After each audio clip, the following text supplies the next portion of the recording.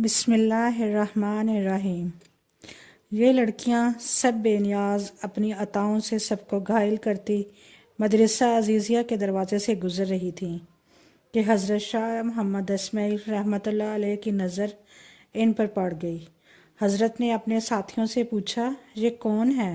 ساتھیوں نے بتایا، حضرت یہ طوائفیں ہیں، کسی ناچ گانے کی محفل میں جا رہی ہیں۔ حضرت نے فرمایا، اچھا یہ تو معلوم ہوا، لیکن یہ بتاؤ یہ کس مذہب سے تعلق رکھتی ہیں؟ انہوں نے بتایا، جناب یہ دین اسلام ہی کو بدنام کرنے والیاں ہیں، یہ سب اپنے آپ کو مسلمان کہتی ہیں۔ حضرت نے جب یہ بات سنی تو فرمایا، مان لیا کہ یہ بد عمل اور بد کردار ہی صحیح، لیکن کلمہ گو ہونے کے اعتبار سے ہوئی تو ہم مسلمانوں کی بہنیں، لہٰذا ہمیں انہیں نصیحت کرنی چاہیے، ممکن ہے کہ گناہ سے باز آ جائیں۔ ساتھیوں نے کہا، جناب ان پر نصیحت کیا خاک اثر کرے گی، بلکہ ان کو نصیحت کرنے والا تو الٹا خود بدنام ہو جائے گا۔ شاہ صاحب نے فرمایا، تو پھر کیا ہوا، میں تو یہ فریضہ ادا کر کے رہوں گا، چاہے کوئی کچھ بھی سمجھے۔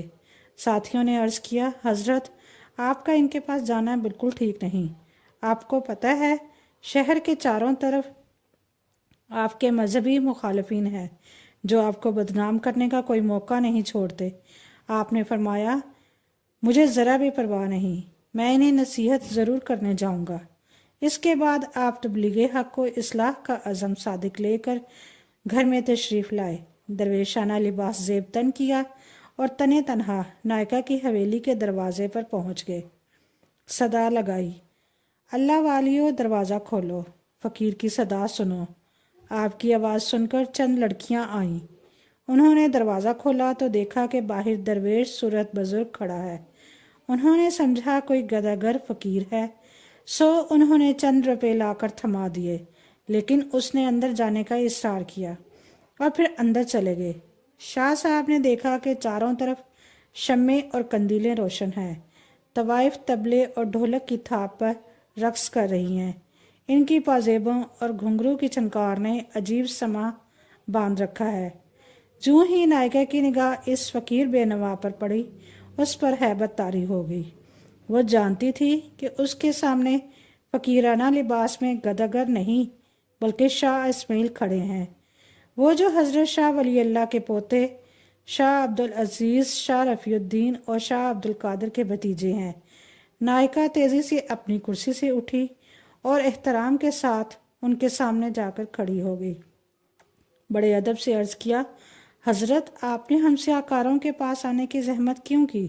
آپ نے پیغام بھیج دیا ہوتا تو ہم آپ کی خدمت میں حاضر ہو جاتی۔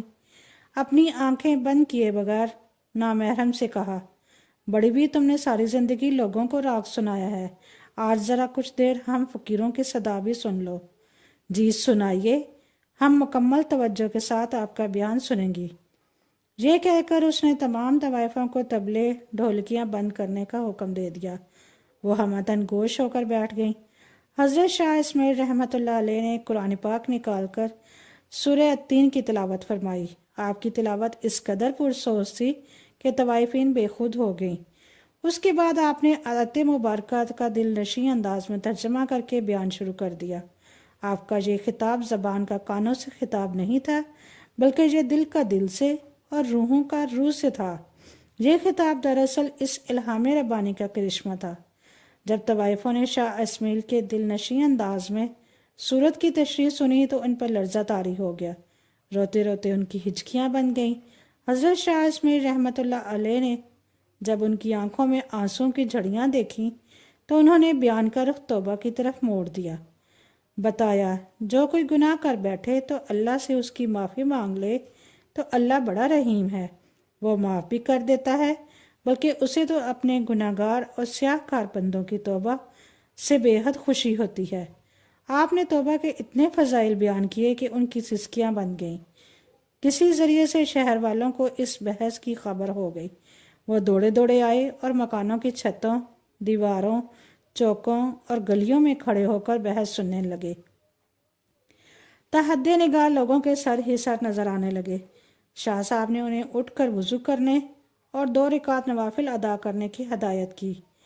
راوی کہتے ہیں جب وہ وضو کر کے قبلہ رخ کھڑی ہو گئیں اور نماز کے دوران سجدوں میں گر گئیں تو حضرت نے ایک طرف کھڑے ہو کر اللہ کے سامنے ہاتھ پھیلا دیے، عرض کیا، اے مقلب القلوب، اے مصروف الاحوال، میں تیرے حکم کی تعمیل میں اتنا ہی کر سکتا تھا کہ یہ سجدوں میں گری ہیں تو ان کے دلوں کو پاک کر دے، ان کے گناہوں کو معاف کر دے اور انہیں آبرومند بنا دے۔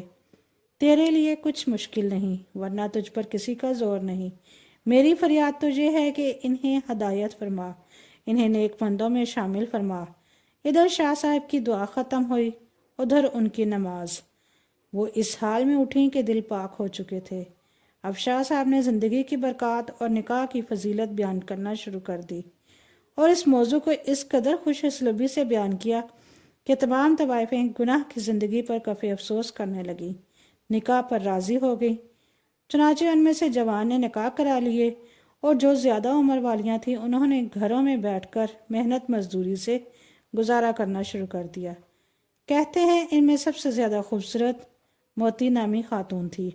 جب اس کے جاننے والوں نے شریفانہ حالت اور سادہ لباس مجاہدین کے گھوڑوں کے لیے ہاتھ والی چکی پر دال پیستے دیکھا تو ان سے پوچھا، وہ زندگی بہتر تھی جس میں تم ریشم حریر کے ملکوں میں شاندار لگتی اور تجھ پر زیور نچھاور ہوتے تھے، یا پھر یہ زندگی بہتر ہے جس میں تیرے ہاتھوں پر چھالے پڑے ہوئے ہیں؟ وہ کہنے لگی، اللہ کی قسم، مجھے گناہ کی زندگی میں کبھی اتنا لطف نہ آیا جتنا مجاہدین کے لیے چکی پر دال ڈلتے وقت ہاتھوں پر ابھرنے والے چھالوں میں کانٹے چبھو کر پانی نکالنے سے آتا ہے۔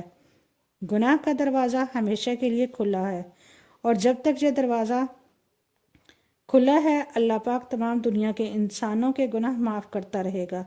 ہمیں چاہیے کہ ہم اپنے آپ کو اللہ کے حضور پیش کر دیں، اپنے گناہوں کے سچے دل سے توبہ کریں۔ اللہ پاک ہماری خطائیں ضرور معاف کرے گا۔ انہی لفظوں کے ساتھ اجازت چاہوں گی، اس امید کے ساتھ کہ اگلی بار ایک اور ویڈیو لے کر آپ کی خدمت میں حاضر ہوں۔ اگر ویڈیو اچھی لگے تو کمنٹ کر کے ضرور بتائیے۔ تب تک کے لیے اللہ حافظ۔